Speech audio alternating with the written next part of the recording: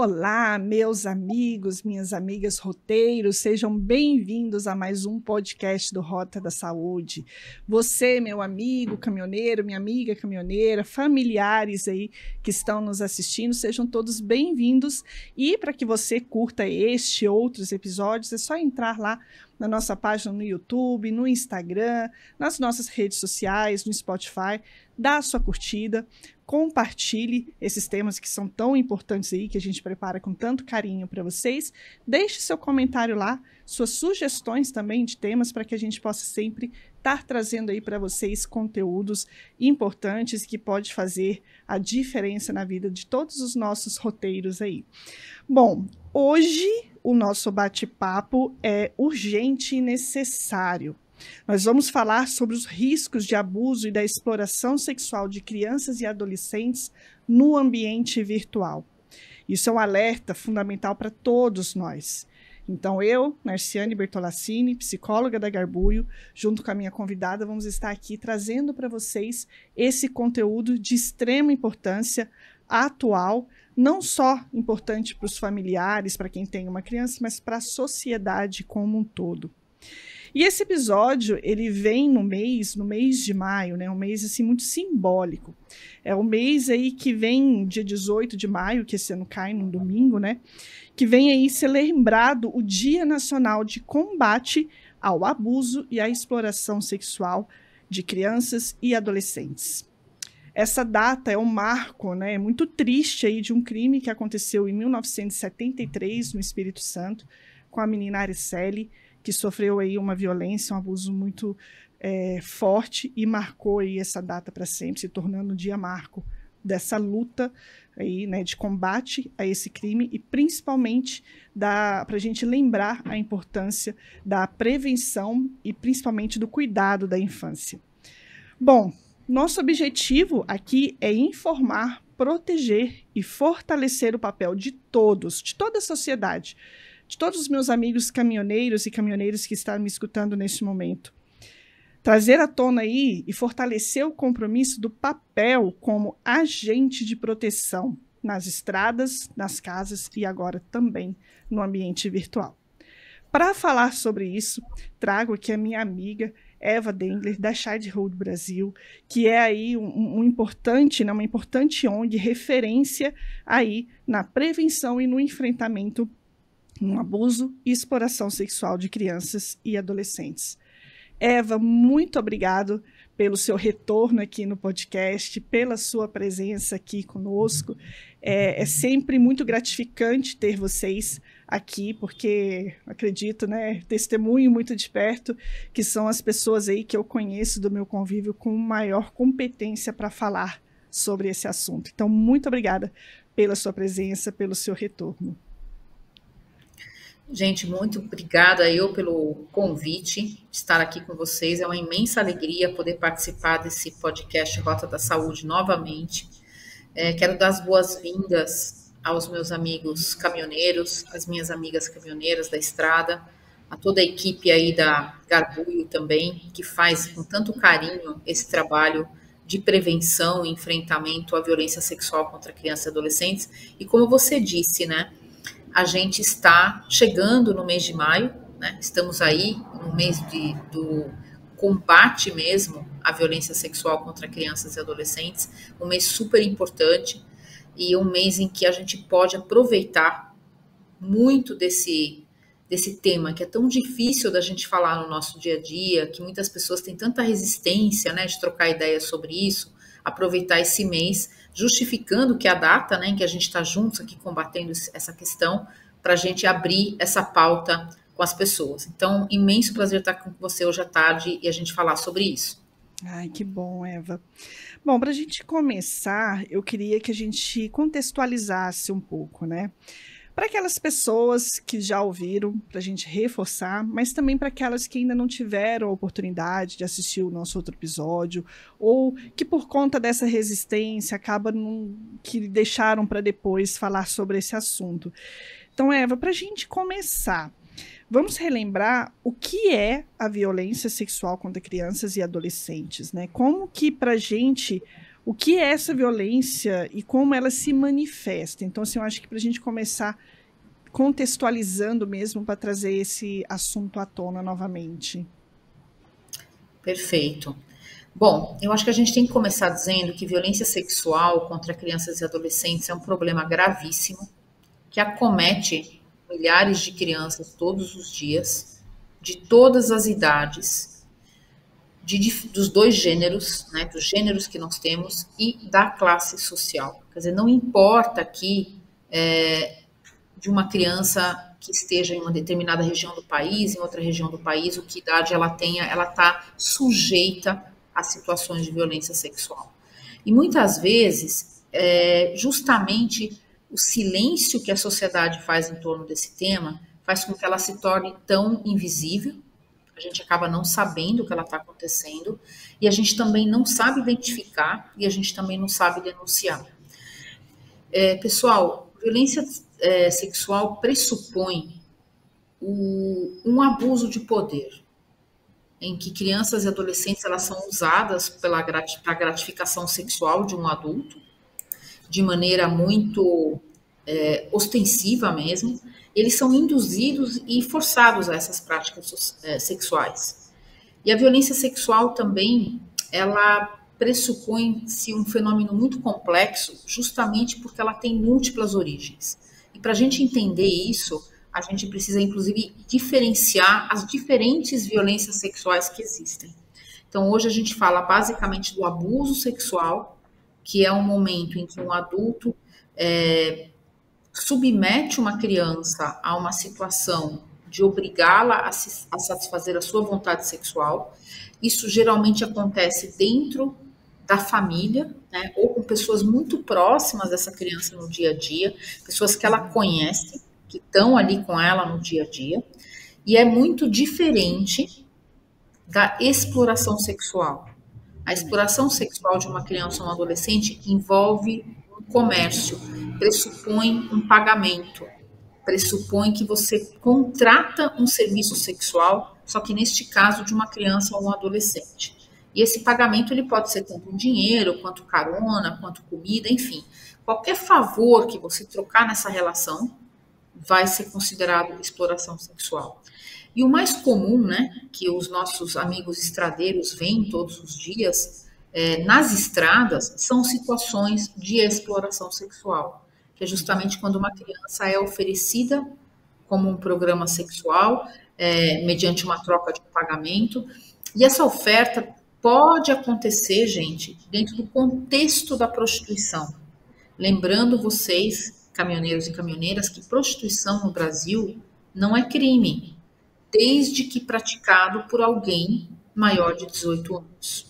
E quando isso acontece com alguém que ainda não completou 18 anos, nós estamos falando de exploração sexual, e aí sim, não é uma escolha dessa pessoa, a gente nunca pode pressupor que uma criança ou um adolescente escolheram isso, elas estão sendo obrigadas, na maioria dos casos, a essa situação, por alguém, algum intermediário, algum agenciador que está ali, muitas vezes não está nem visível, mas ele está ali, e aí há um pagamento por esse programa. Então, isso é crime no Brasil, é crime em outros países do mundo também, e acontece em vários lugares. Entre eles, obviamente, as estradas do Brasil, aonde vocês estão circulando.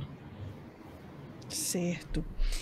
Bom, e falar em lugares, né, Eva, temos que falar sobre um ambiente, né, hoje parte, né, da vida de quase que de 100% das pessoas.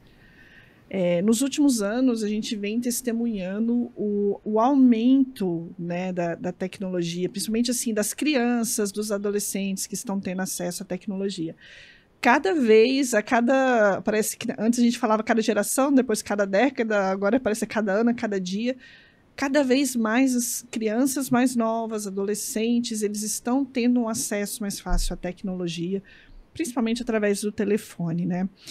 Então, assim, a violência sexual, ela também ocorre no ambiente, no meio virtual, e de que forma isso ocorre, quais são os principais perigos online. Eu falo isso porque a gente escuta, né, sempre falar, mas parece, né, pelo que a gente observa, que para muitas pessoas ainda é um ambiente seguro, que você tem uma suposição de que você está vigiando, mas existem perigos aí também. Queria que você falasse um pouquinho para a gente sobre esse ambiente também, sobre esse crime nesse ambiente.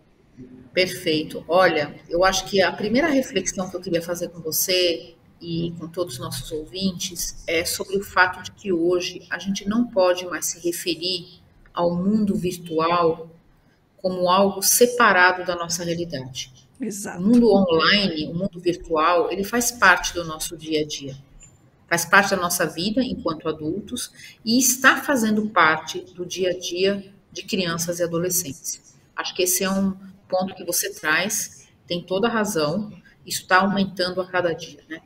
E cada ano a gente vê que as crianças estão mais conectadas em mais diferentes dispositivos, ou seja, cada vez as crianças estão mais rapidamente tendo acesso ao mais comum, que é o celular, né? E sabendo também mexer nele e ficando cada vez mais tempo na frente desse equipamento. E de fato, esses dispositivos, eles permitem um acesso a conteúdos que não têm moderação e que as interações acontecem com pessoas que elas não conhecem. É a mesma coisa que se eu saísse andando na rua e começasse a conversar com qualquer pessoa estranha que eu vejo no meio do caminho. A internet é esse ambiente. Eu estou ali conectada, daqui a pouco eu estou num jogo conversando com alguém que eu não conheço, eu estou numa rede social conversando com alguém que eu não conheço, né? Então a gente tem que tomar muito cuidado para entender de que essa interação ela precisa ser acompanhada, né? Assim como as famílias protegem crianças e adolescentes no dia a dia cotidiano delas, né? Tanto no ponto de vista de postura, de cuidados, de riscos que existem e tudo mais, elas também têm que se preocupar com esse cuidado ao usar dispositivos para acessar o mundo digital, né?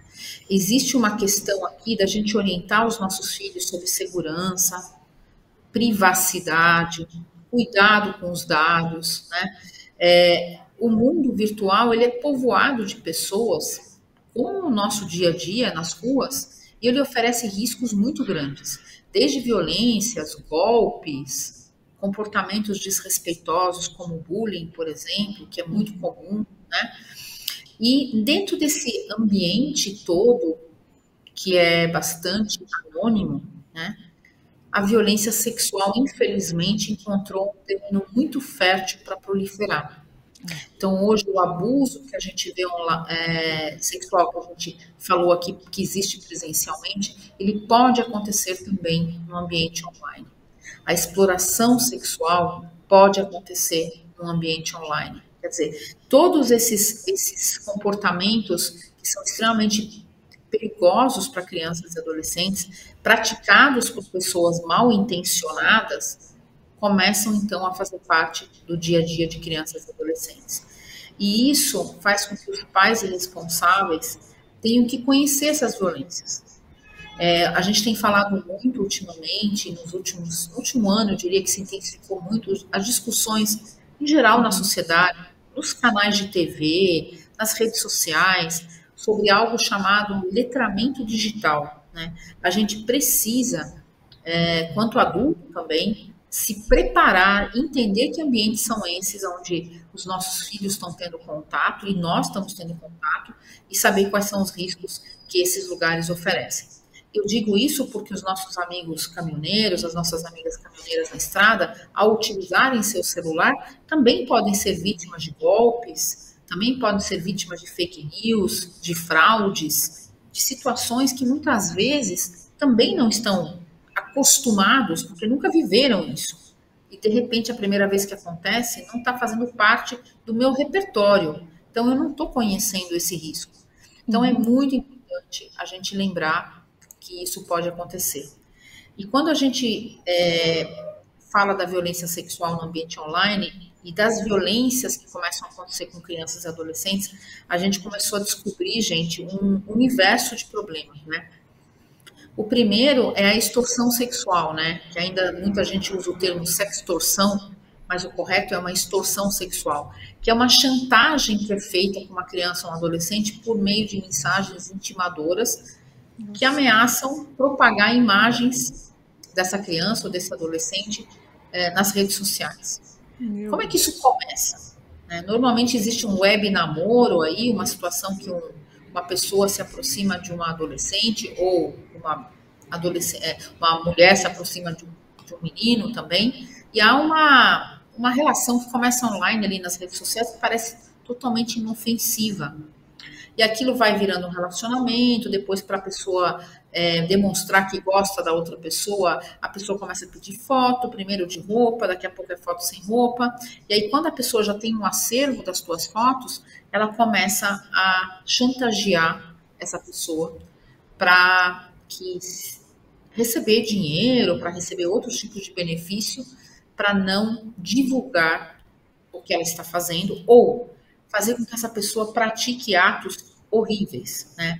Como a gente tem visto aí em notícias hoje nas redes sociais, por exemplo, naquele aplicativo de Discord, no Roblox, em que existem grupos que provocam, né, que pessoas, meninas e meninos, façam mutilação de animais, automutilação, tudo isso elas estão sendo chantageadas por alguma coisa, né? Então isso é extremamente perigoso. Uma outra coisa muito comum é um termo em inglês chamado grooming, que é quando você começa a conversar online com essa pessoa com a intenção de encontrá-la presencialmente, né? E justamente nesse encontro presencial você quer ter uma vantagem sexual. Então isso também vem acontecendo cada vez mais, né? Os assediadores, eles procuram gerar todo um ambiente de confiança para chegar perto dessa criança ou desse adolescente, muitas vezes se fazendo passar por alguém da mesma idade dessa criança ou desse adolescente, com um perfil falso, e vai combinando, vai chegando mais perto para poder marcar um encontro presencial, só que no encontro presencial a pessoa se revela como sendo alguém muito mais velho e alguém que tem realmente uma outra intenção, né? Um perigo muito grande, que tem aparecido cada vez mais, gente, trazendo esses alertas para vocês que podem ter filhos e filhas, é a questão do material sexual autogerado. Você tem muitos adolescentes hoje tirando nudes próprios e compartilhando entre eles esses nudes, né? E muitas vezes essas imagens que foram autogeradas, elas acabam caindo em aplicativos, em computadores, em tablets, ou mesmo em jogos eletrônicos, e acabam sendo compartilhadas com mais pessoas, né? Então, isso é um perigo muito grande, né? E muita gente está usando esse material também de maneira muito indevida, né? E aí a gente tem outras situações, né? A pornografia também, a produção de material com crianças e adolescentes intencionalmente para ser vendido como um produto sexual, né? Provocações online, enfim, muitas outras formas de ações de violência que acontecem no ambiente online. E quando a gente pensa em tudo isso, gente, a gente começa a perceber que é muito vasto o número de problemas que a gente tem, que a gente pode enfrentar no dia a dia, no ambiente digital, que muitas vezes nem nós, né, como adultos, sabemos de tudo isso. E se nós não estamos devidamente preparados para nos prevenir para isso, imagina uma criança ou um adolescente. Então, de fato, é necessário, né, definir a idade certa para a criança estar usando determinados aplicativos. Existem indicações etárias para isso, existe um controle parental que deve ser feito sobre isso, justamente para evitar que a criança seja cooptada por um ambiente onde ela não tem maturidade ainda para estar e ela não vai conseguir lidar com essas situações que ela está vivendo. Então, acho que é muito importante a gente pensar nisso. E tem um termo que tem sido muito usado nos últimos tempos, que é o termo estupro virtual. O que é um estupro virtual? Eu acho que é uma coisa que muitas pessoas se perguntam, mas o que quer dizer isso se a pessoa está numa tela digital O que isso tem a ver com estupro, né? Que estupro sempre dá aquela sensação de que houve um ato violento físico, né? É muito importante a gente entender que o estupro virtual é o ato de constranger uma criança ou um adolescente para que ele pratique na frente da câmera uma cena libidinosa, né? Ou um ato sexual, ou seja, obrigar essa criança ou adolescente a se masturbar, a fazer um sexo oral com alguém, isso ser filmado, né? Colocar a criança ou adolescente em posições ou toques íntimos que não são indicados para a idade dela também. E isso tudo, gente, acontecendo sob uma situação de ameaça ou de violência. Quer dizer, não é uma coisa que está sendo feita ali numa conversa leve com a criança ou um adolescente, né? É uma coisa realmente violenta. É obrigar esta criança a fazer isto. Se ela não fizer, ela ser ameaçada de que uma outra coisa grave vai acontecer, né? Ou que toda a família dela vai ficar sabendo, ou que as fotos dela vão ser distribuídas, enfim. Existe sempre algo que quem está gerando esse estupro, primeiro se garante ter alguma coisa dessa pessoa na mão, dessa criança, desse adolescente, para depois poder obrigá-lo a fazer essa situação acontecer. E isso é muito desesperador, gente. Imagina uma criança, às vezes de 11, 12 anos, né, que aí está na internet já abaixo da idade indicada, que é 13 anos no mínimo, para algumas redes sociais, e ela ser submetida a situações como essa, né?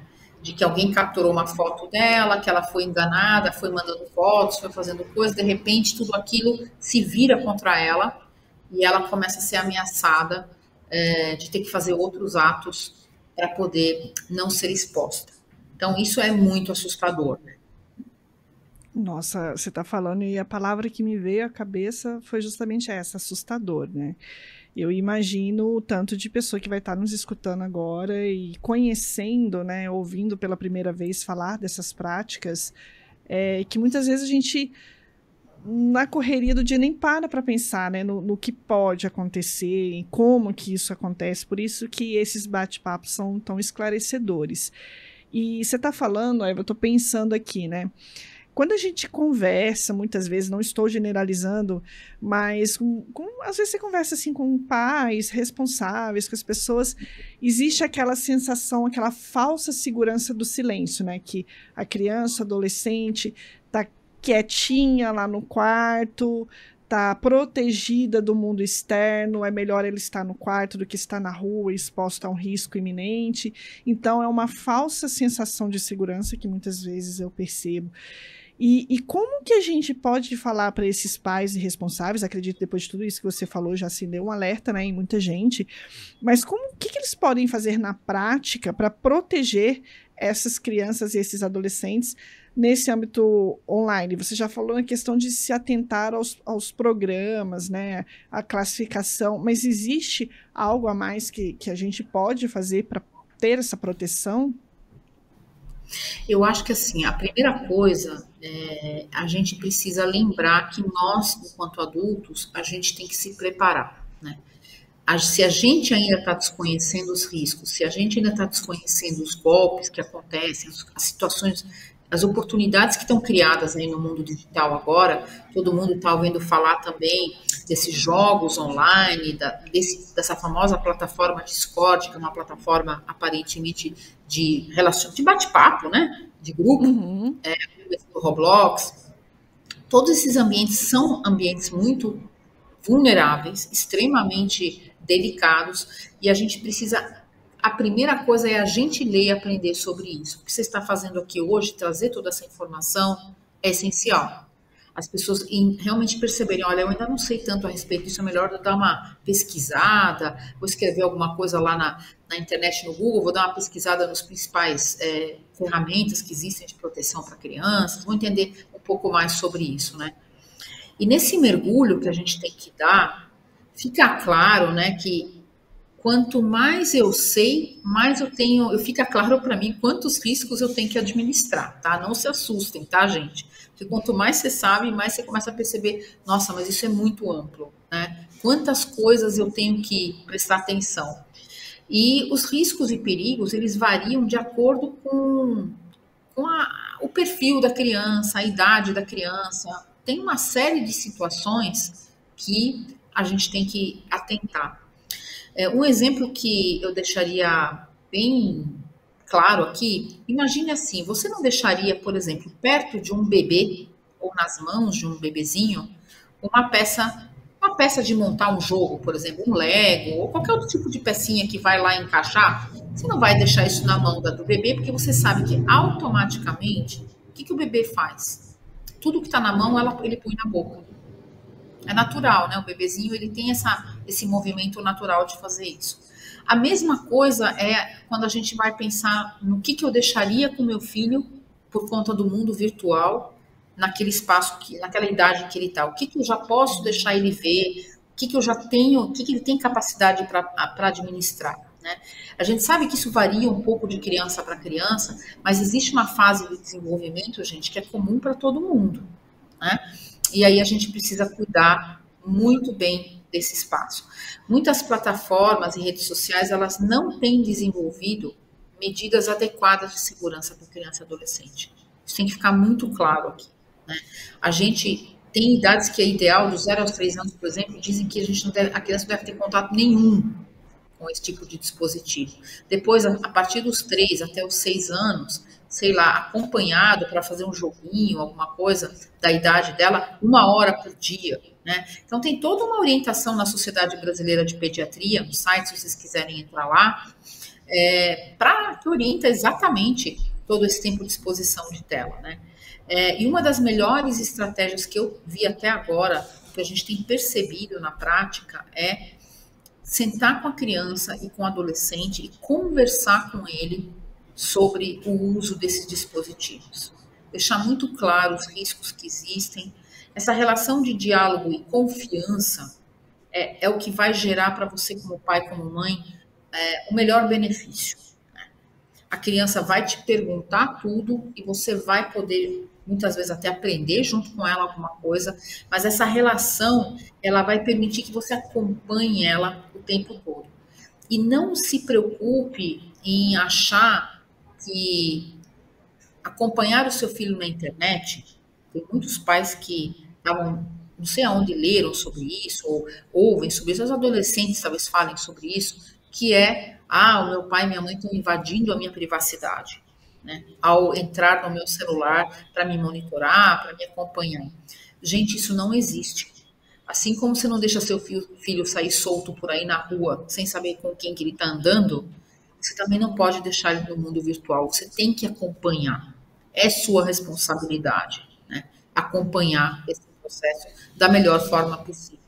Sempre lembrando que a gente não pode colocar toda a responsabilidade sobre o pai e a mãe apenas, né? Existe uma responsabilidade das empresas também, né? Das big techs que a gente fala, das empresas de tecnologia, que elas também precisam trazer cuidados nesses equipamentos. Mas uma estratégia muito importante que nunca sai de moda é justamente essa: conversar com a criança, criar essa consciência do cuidado e estabelecer algumas regras com a criança. Quanto tempo de uso eu vou ter? Qual vai ser o seu comportamento neste ambiente? Ou seja, para a gente não descobrir daqui a pouco que o nosso filho ou a nossa filha é que está atacando uma criança online ou está sendo antiético no uso do dispositivo, né? Uhum. Falar sobre as medidas de segurança, que tipo de ambiente entrar, o que não entrar, quais são os lugares mais perigosos que existem na internet. A partir de determinadas idades, já dá para falar sobre isso, né? Eles precisam saber que você sabe o que está acontecendo com eles, mas que eles também podem procurar a tua ajuda. Se acontecer qualquer coisa errada comigo, eu posso falar com meu pai, eu posso falar com a minha mãe, eu posso falar com meu tio. Eu tenho uma pessoa de confiança com quem eu posso trocar sobre isso, que não vai me questionar, que não vai me julgar e que vai me ajudar a resolver uma situação, caso eu tenha alguma dúvida do que eu preciso fazer. Então, é muito importante a gente entender isso, que na medida em que a tecnologia avança e os dispositivos vão ficando cada vez mais diversos, e aparecem um monte de novidades, como foi falado aqui, parece que agora é por dia, né? Surgem coisas novas. a gente tem cada vez mais riscos e mais brechas que a gente ainda não sabe como lidar, e a gente precisa ter cuidado, principalmente com as crianças e os adolescentes nesse espaço. É o que você falou, é uma relação de construção, de confiança, né, que tem que ter entre os responsáveis, os pais e a criança e o adolescente, né, para ter essa promoção de diálogo. Um ponto que eu acho importante, Naciane, é a gente também lembrar que não só falar dos riscos online é importante, mas ao longo do desenvolvimento da criança, falar também sobre os temas que envolvem a sexualidade. Sim, Porque com certeza. em algum momento o digital vai se conectar com o sexual. É impressionante como isso acontece, principalmente para pessoas que estão se desenvolvendo, né? O interesse pelo corpo, a descoberta do corpo, são coisas naturais, né? Nós passamos por isso, eu passei, você passou. A gente sabe que isso faz parte da nossa vida. Agora, se a gente está falando com os nossos filhos a respeito de sexualidade, a respeito dos cuidados, né, da saúde sexual, da saúde física, da saúde emocional dessa criança, a gente está falando com ela sobre partes íntimas, partes que a gente não deve expor para outras pessoas. Se a gente está cuidando dessa educação toda, em algum momento, se acontecer algo esquisito no ambiente digital, automaticamente ela vai se reverter ao que ela aprendeu presencialmente. Falar, opa, isso daqui eu não posso expor aqui, por que eu vou expor no digital? Não, eu não posso fazer isso. Mesmo que a pessoa me pedir, eu não vou fazer.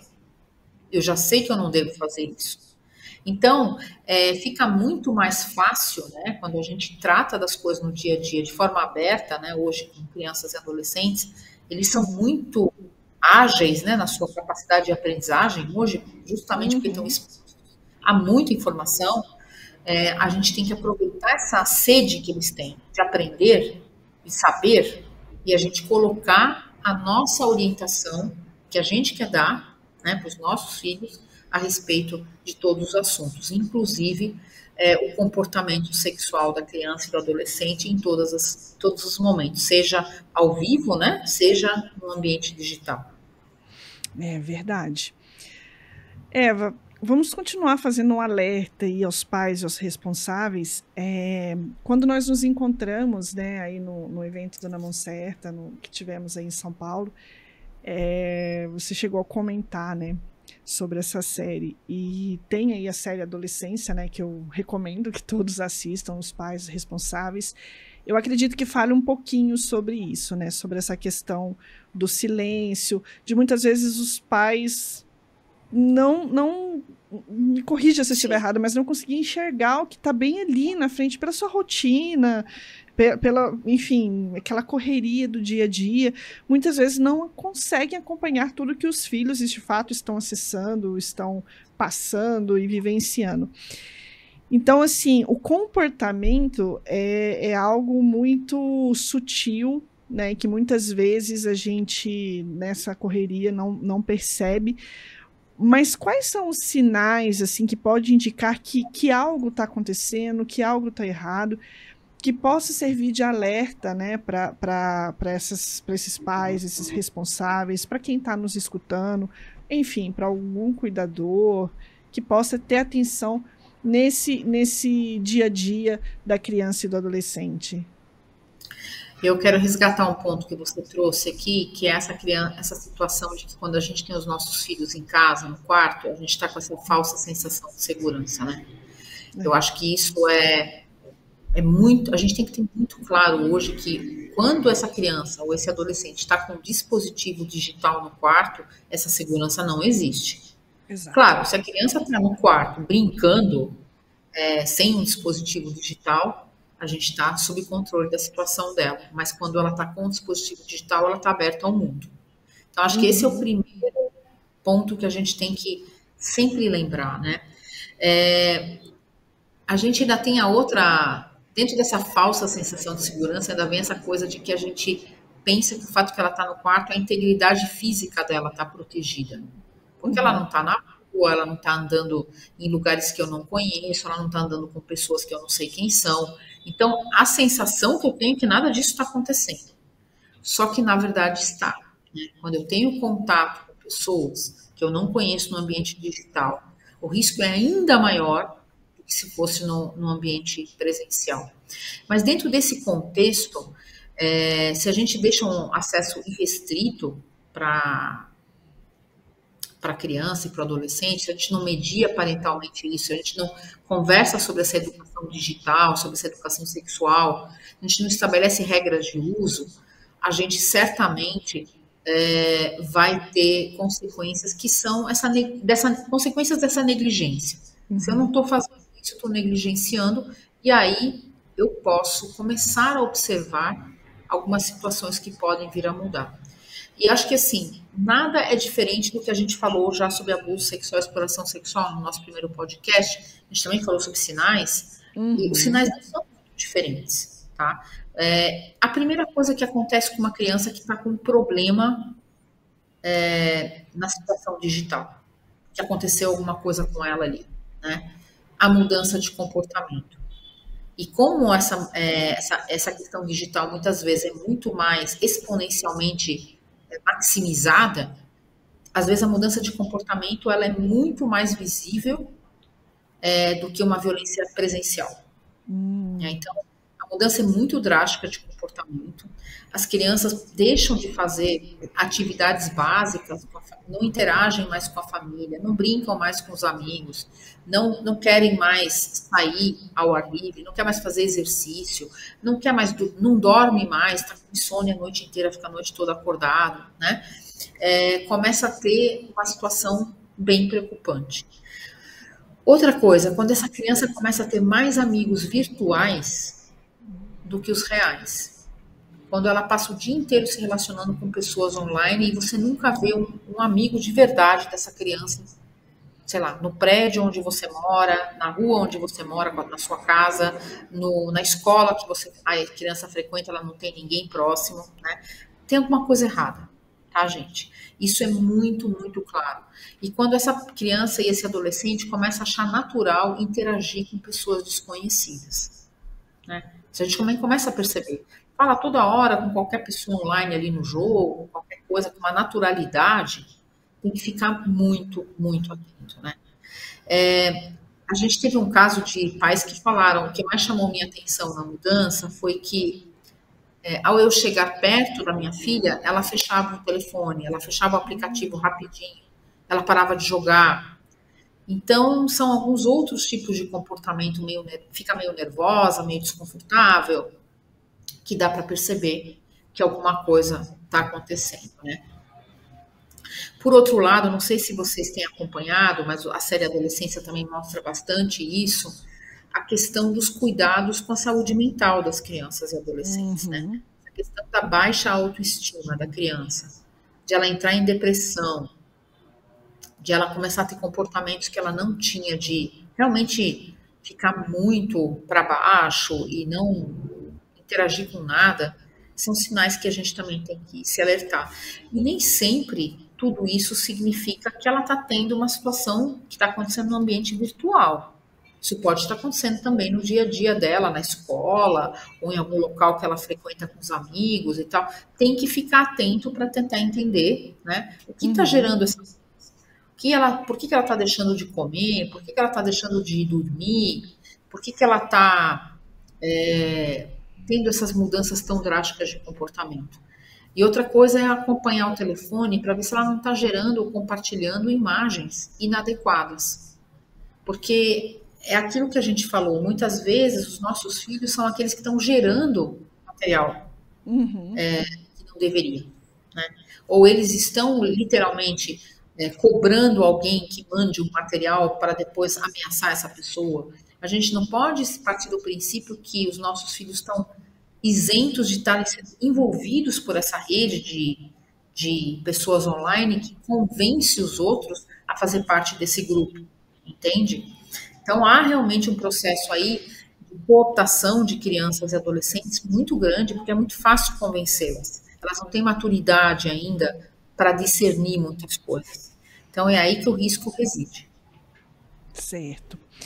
Para a gente falar um pouquinho sobre o impacto, né, nas vítimas e também na família. Eva, quando acontece uma violência, né, dessa no ambiente virtual, a gente falou no último podcast no presencial, mas acredito que não vai ser tão diferente. Como que isso afeta emocionalmente a vítima e os familiares? Você já falou, né, um pouquinho, deu um breve contexto aí. Como que isso afeta na parte psíquica, emocional, né, tanto da vítima quanto dos seus familiares, e como que elas podem buscar ajuda? Quem que elas buscam? De que forma elas podem conduzir isso através de uma busca de ajuda?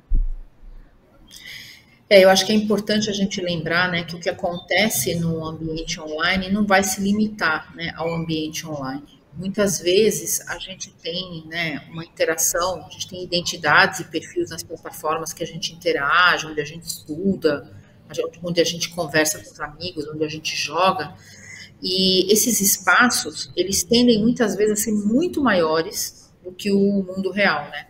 Uma foto que a gente posta numa rede social, ela tem mais visualizações do que o momento em que ela foi tirada. Às vezes eu estou com um grupo de amigos, né? Sei lá, 5 pessoas, eu tiro uma foto, nós estamos em 5. Quando eu posto aquela foto nas redes sociais, eu deixo de ser 5 e posso virar 50, 500, né? Pessoas que vão estar vendo essa imagem. E essa dimensão pública e global, né, que faz com que tudo que a gente faça tenha essa escala tão grande, né, também é o que aumenta os traumas e as consequências quando alguma coisa dá errado. Né? Eu acho que esse é o grande ponto, né? Nada fica restrito a um grupo pequeno de pessoas, né? E um grande exemplo disso que é muito frequente entre os jovens, o mais frequente hoje é o bullying, né? Se antes alguma brincadeira de bullying era feita na escola e um grupinho pequeno ouvia aquilo, havia um nível de dano para essa criança ou para esse adolescente. Hoje, quando é postado numa rede social e compartilhado com inúmeras pessoas, você pode imaginar qual é o sofrimento psicológico que é causado nessa criança, que ela sabe que ela está sendo exposta a um universo de pessoas muito maior. Por isso que quando ele acontece no mundo digital, ele chama cyberbullying. Por quê? Porque ele é muito maior. Né? A consequência disso, o sofrimento que isso gera numa criança ou um adolescente é infinitamente maior. O que eu mais tenho visto que dá situações assim de sofrimento e de constrangimento são justamente as imagens de nudez, né? Ou mesmo algum tipo de conversa com palavras muito inadequadas, ofensas coletivas, que também provocam traumas muito grandes. Né?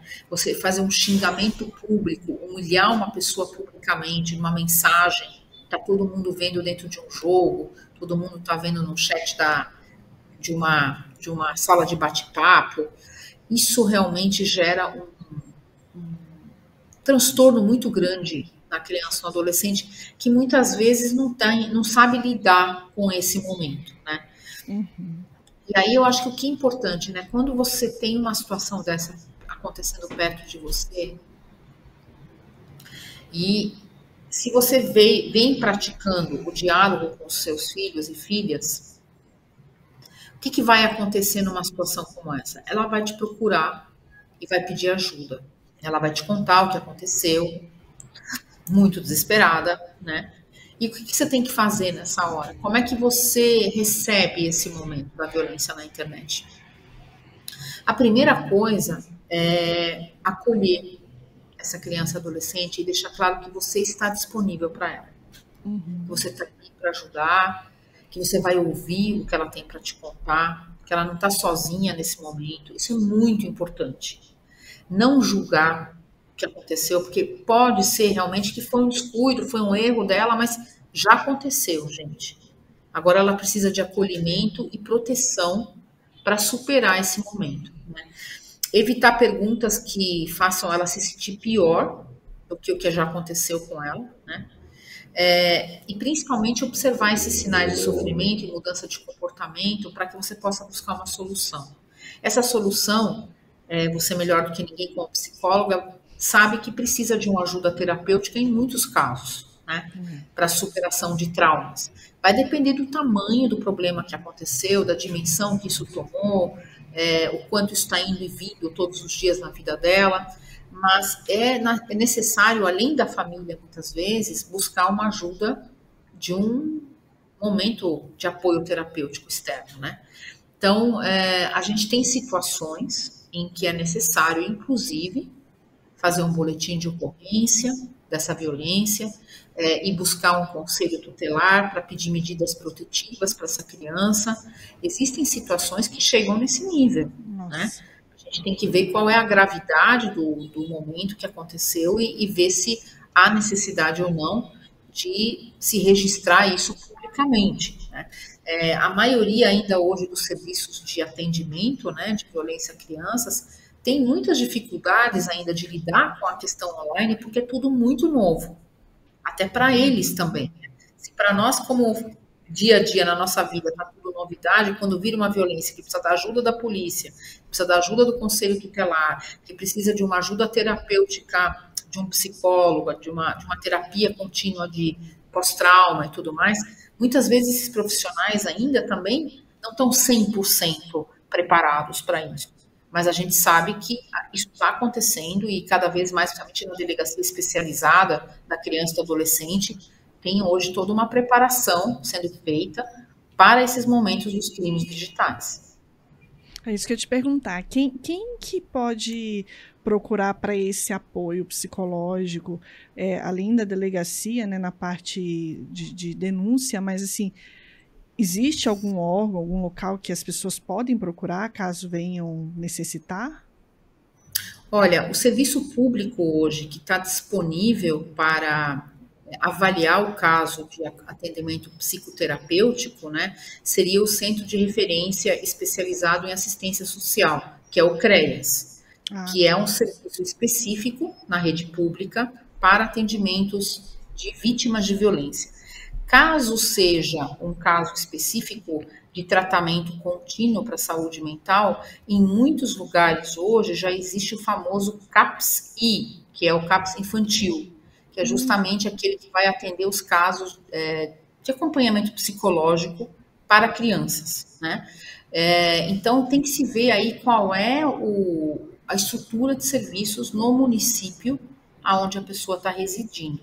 Mas em todos os lugares, se não tiver um CREAS, por exemplo, o próprio Centro de Referência de Assistência Social, o CRAS, tem lá o psicólogo que vai dar as orientações do que é possível ser feito em termos de atendimento. É muito importante, se o trauma gerou muita mudança de comportamento na criança, uma depressão muito grande e tudo mais, é importantíssimo procurar ajuda para que ela possa sair dessa situação. Beleza, obrigada pela dica, viu, Eva? Bom, vamos falar um pouquinho sobre o papel, né, da sociedade e dos nossos amigos e amigas caminhoneiros aí. Bom, eles são nossos agentes de proteção, né? Eles têm um papel importantíssimo nessa rede aí de cuidado. É muito gratificante quando a gente passa a trilha, né, do Juntos na Mão Certa, quando a gente fala do programa, que eles se identificam com esse papel de agente de proteção.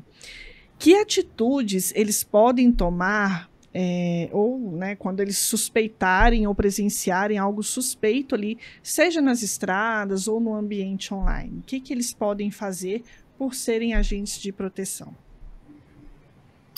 Olha, eu acho que a primeira coisa é ser porta-voz dessa mensagem, né, de convidar mais pessoas a serem agentes de proteção.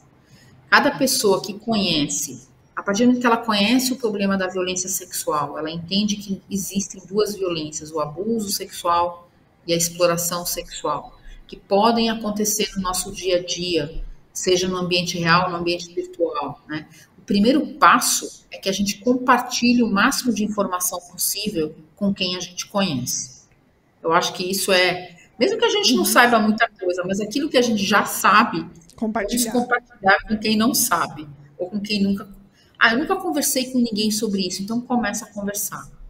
Porque acho que esse é o primeiro passo para a gente ser uma sociedade mais preocupada com esse assunto urgente e difícil.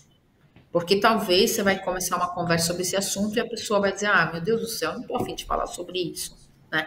Aí você dizer, não, vamos pensar um pouco, são crianças e adolescentes aqui que estão em risco, a gente precisa falar mais sobre isso, porque a coisa está tomando proporções que não são adequadas, né?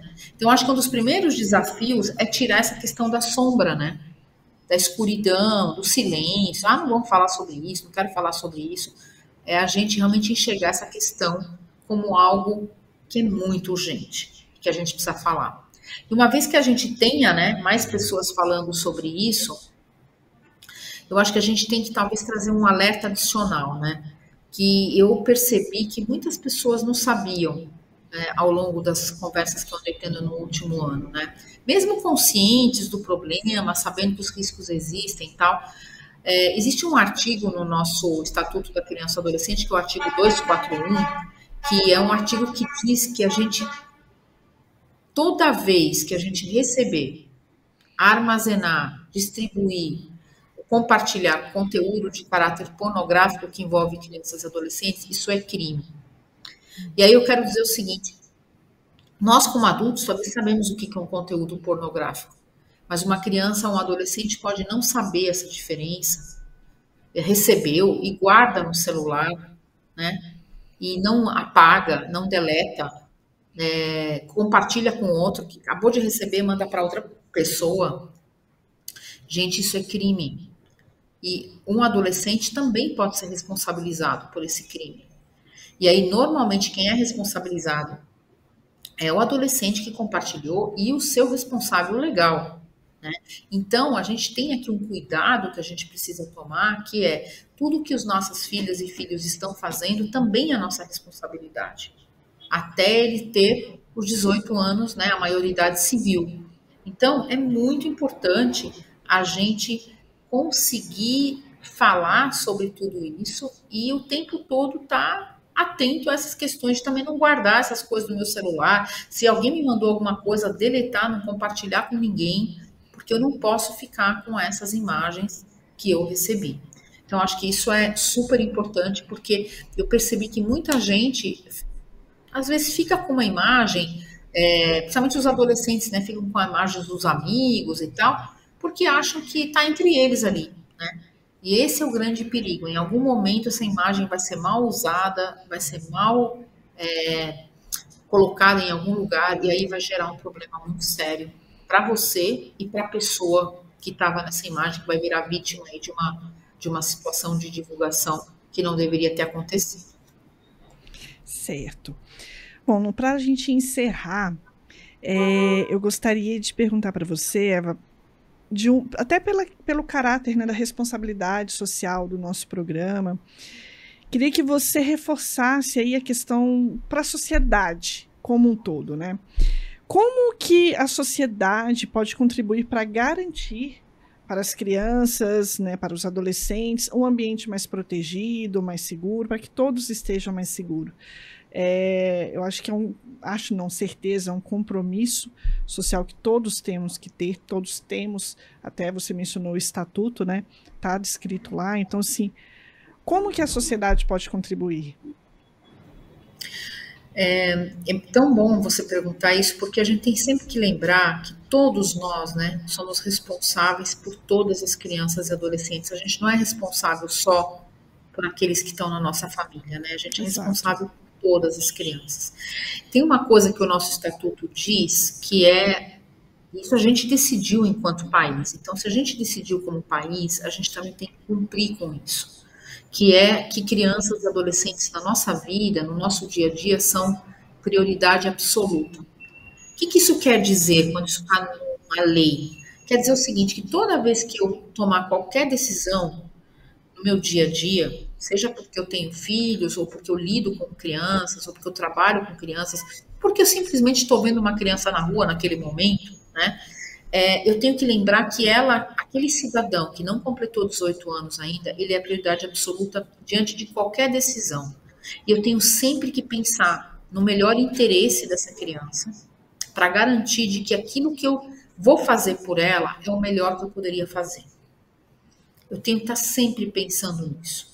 Então, não é o meu interesse de adulto que importa, que é o que a gente faz quando a violência sexual é isso, é o adultocentrismo, é o adulto preocupado em satisfazer a sua vontade sexual.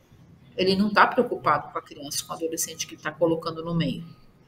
Porque ele está entendendo que aquela criança, aquele adolescente é um sujeito que ele pode dominar, que ele tem poder sobre, porque ainda é pequeno, porque ainda é novo, que não pode reagir. Então, ele tem uma leitura completamente inadequada de quem são crianças e adolescentes no nosso país. São sujeitos de direito, e eles têm direito às melhores proteções, eles têm direito a todo o cuidado, eles têm direito a tudo aquilo que a gente determinou que seria, né, a nossa decisão. E outra coisa, se a gente interferir no presente de uma criança hoje, ela não vai ter o futuro que ela poderia ter. Exato. Quanto melhor o meu presente, o presente de uma criança, melhor será o futuro dela. Isso quer dizer crescer com saúde, protegido, com segurança, né, sem se sentir violado. Tudo isso faz parte de uma pessoa que amanhã poderá ser uma pessoa que vai estar protegendo outras pessoas. Aquilo que a gente recebe, que a gente aprende, é aquilo que a gente dá. Né? Então, a gente não pode dar aquilo que a gente não recebeu. Uhum. Então, acho que é muito importante a gente entender essa questão. E nós, como adultos, temos uma missão, gente: observar os sinais de violência, não deixar que isso se perpetue, mesmo que isso seja com uma pessoa muito próxima da gente. A gente tem que se indignar, a gente tem que quebrar esse ciclo de violência para que ele não continue. A gente tem que denunciar aquela situação que está acontecendo. Isso se a gente não mostrar essa atitude correta para a criança, dizer, olha, você é uma vítima de fato, você criança não teve culpa nenhuma, eu estou aqui colocando a responsabilidade sobre aquela pessoa que praticou isso com você, isso tem que ficar muito claro para ela, para que ela não cresça achando que ela foi culpada dessa situação. Né? A gente tem muitas histórias verdadeiras de pessoas que chegaram à idade adulta sem nunca ter falado sobre situações que viveram de abuso ou de exploração e que se sentiam extremamente culpadas. Elas acharam que elas eram culpadas, por isso que elas nunca falaram nada sobre isso. Né? E ela não tem culpa. Então, acho que esse é um problema que a gente precisa deixar claro. Crianças e adolescentes estão em desenvolvimento, eles não entendem todas as coisas ainda, não estão maduros para compreender determinadas situações e a responsabilidade tem que ser nossa. Eu queria aproveitar para falar, Narciane, que a gente tem no nosso site uma área chamada Navegar com Segurança, que é uma área de orientação para pais, educadores, pessoas que têm contato no dia a dia com crianças, sobre como lidar com esse problema online, né? E também lá tem ferramentas de como o pai e a mãe podem identificar e saber como agir diante de situações de riscos online. Então, acho bem importante, se você puder, né, divulgar, né, no nosso, junto com o podcast, essa página do nosso site, eu acho super bacana, Navegar com Segurança. Não, com certeza, vamos colocar na legenda, é importante, eu ia até te pedir para fazer mesmo essa divulgação, que é um conteúdo que a gente sabe que é fonte segura, e mais do que isso, né, a orientação de quem está aí ligado no assunto, e só o que você falou aqui para a gente já conta como um crédito para isso, né? Obrigada, viu, Eva, pela dica. Eva, encerramos, né, o nosso bate-papo. Eu acho que o assunto é tão importante, a gente ficaria aqui conversando por horas sobre isso, tamanha a dimensão e complexidade que é. Muito obrigada pela sua presença, de verdade. É um bate-papo muito necessário, é o que você falou, a gente tem que cada vez mais estar falando sobre isso, por mais incômodo que pode ser para algumas pessoas, né, é um assunto muito importante. E as suas palavras servem como um alerta, né, para toda a sociedade, para os pais, e chama aí atenção para essa problemática. Muito obrigada, viu, de verdade, aí, pela sua presença e participação. Eu agradeço muito o convite. Queria reforçar aqui, gente, que existe um telefone no Brasil, caso você não queira se identificar, queira ficar anônimo, gratuito, 24 horas por dia, 7 dias por semana, que é o Disque 100, 100. é o Disque Direitos Humanos. Se você estiver vendo qualquer situação de violência contra uma criança ou um adolescente, você não tem certeza do que está acontecendo com essa criança, você tem dúvidas sobre o que está acontecendo, mas você não quer ficar com esse incômodo, você está indignado ali com o que você está vendo, não sabe exatamente o que é, faça um registro da sua denúncia. Não há problema, se não houver nada grave acontecendo com essa criança, a pessoa que vai verificar, que é o conselheiro tutelar, acompanhado de uma assistente social, que vão ir até o local onde você fez a denúncia, para verificar o que está acontecendo com essa criança, se não tiver nada de errado, a criança vai seguir a vida dela, vai dar tudo certo. Mas se ela estiver vivendo, de fato, alguma coisa que estiver fora dos padrões adequados para a idade dela, se ela estiver vivendo algum tipo de ameaça, algum tipo de situação em que ela não esteja conseguindo sair sozinha disso, esse serviço vai ajudar ela a encontrar o caminho da saída. Então, acho que esse é um ponto super importante. A gente também, muitas vezes, a gente não quer se envolver, certo? Com algumas questões, mas a gente não pode ficar omisso na nossa atitude. A denúncia, mesmo que anônima, a gente pode fazer, porque isso não vai nos envolver, e ao mesmo tempo eu vou ficar tranquilo de que eu fiz a minha parte e de que alguém vai verificar o que está acontecendo com aquela criança ou com aquele adolescente. Ótimo. E no ambiente virtual, Eva, tem algum campo de denúncia? Olha, existe um site, né, que é o site denuncie.org.br, que é um site da SaferNet. A SaferNet, ela é uma instituição, é uma ONG como a Childhood Brasil, mas que ela foi criada como uma central de denúncias para crimes cibernéticos. Então, ela já existe há muitos anos, 15 anos, se eu não me engano, e ela só recebe denúncias de situações virtuais, tá? Mas quando você precisa ter a URL do jogo ou da rede social para colocar lá. Caso você não tenha isso, você pode ligar no Disque 100, porque aí é um atendimento telefônico, que aí você pode optar por também mandar um WhatsApp, né? Existe até o telefone também no WhatsApp, se depois eu posso compartilhar com você, Narciane, para colocar na legenda, tá? Sim. E a gente tem o site também da Ouvidoria de Direitos Humanos, que também pode se inscrever lá no chat com o atendente, quer dizer, tem várias formas do canal do Disque 100, se você colocar na internet, vai ver Disque 100, vão aparecer todos os tipos de formas de comunicação com esse canal, além do telefone 100. Então, o ideal é a gente sempre conseguir que a denúncia chegue. Se você não tem todas as informações para colocar da URL, do link lá na SaferNet, liga no Disque 100 e conta o que você está vendo, o que você viu, o que você presenciou, para que eles possam registrar essas informações e, da melhor maneira possível, checar o que está acontecendo nessa localidade ou com essa criança que está envolvida em alguma situação difícil. Eva, mais uma vez, muito obrigada pela sua participação e por todo o esclarecimento. E para você que está aí nos escutando, né? Eu creio que você vai ter esse conteúdo para você assistir, reassistir, refletir bastante sobre esse assunto.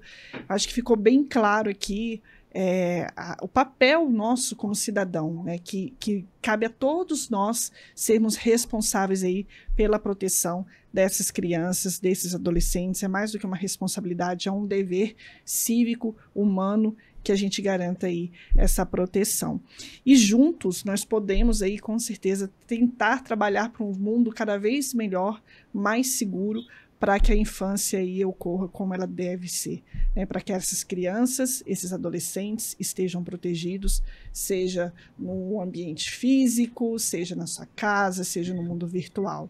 Então, convido a todos os meus amigos, minhas amigas e roteiros, caminhoneiros e caminhoneiras, que sejam aí guardiões, né, dessas crianças nas estradas, mas convido principalmente você aí da sociedade que tenha cada dia, cada vez mais esse compromisso, que reforce dentro de você esse compromisso aí com as nossas crianças e os nossos adolescentes.